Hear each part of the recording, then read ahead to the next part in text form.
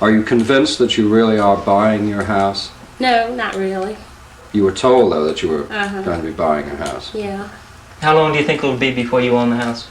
Well, they said, I think it's a 15-year mortgage. Yeah. Like I said, I haven't seen anything to say that, you know, how much we've, you know, paid into it, you know. Paid off the principal, right? Because they said they would send us a statement each year. Well, this year will be the, you know, the second year, and I haven't received anything yet. This is 1970 Baltimore.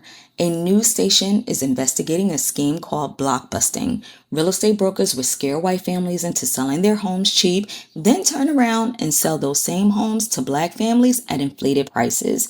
Because banks were refusing to give black families conventional mortgages, these brokers offered them their own contracts, charging a deposit and monthly payments while convincing families they were buying their home. They weren't. The broker kept the deed, one missed payment, and the family was out with nothing.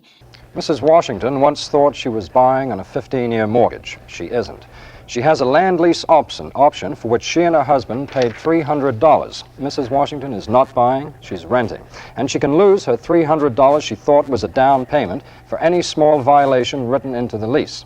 Mrs. Washington isn't alone in thinking she may be buying a house. Many of her neighbors, the victims of fast-talking salesmen, don't realize they're really renting. What happens to you if you're late in your payments at all, or, you know, if you don't make your weekly payments right on time? Well, we get a court order.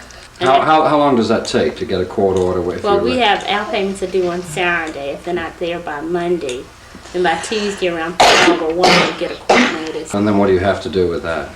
Well, we usually always go ahead and pay them, but you have to pay $2 for it, the court order. Do you think you're getting a good deal? Well, no, at this time I don't think so. At that time I might have thought I was, but at this time I don't really think so, because I have talked to other people, and I've seen a lot of houses that might have been a lot, you know, nicer than the one that we have, and their prices weren't quite as high, and they're not paying the way we are. These are some examples of the pattern of buying and selling in this neighborhood. 1801 East 31st Street, valued at $10,000. Bought by Goldsecker from a white family for $5,700. Sold to a black family for $12,000. 1811 East 31st Street, valued at $8,400. Bought by Goldsecker for $5,700. Sold to a black family for $12,000. 1710 East 31st, valued at $8,400, bought from a white family by a Lewis Singer real estate company for $4,800, sold to a black family for $11,000. The pattern is the same for almost each house.